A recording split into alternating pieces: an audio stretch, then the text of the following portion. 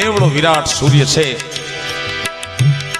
એ જગદંબાના ભાલમાં લલાટમાં જે તિલક છે, જે ચાંદલો છે, એનું એક રજકણ ખરે માડી તારું કંકુ ખર્યું ને એમાંથી સૂરજ ઉગે તો એ જગદંબાનો ચાંદલો કેવડો, એનું ભાલ કેવડું સાહેબ, એનું વિરાટ સ્વરૂપનું વર્ણન છે. માતાજી તારું કંકુ ખર્યું સૂરજ ઉગ્યો,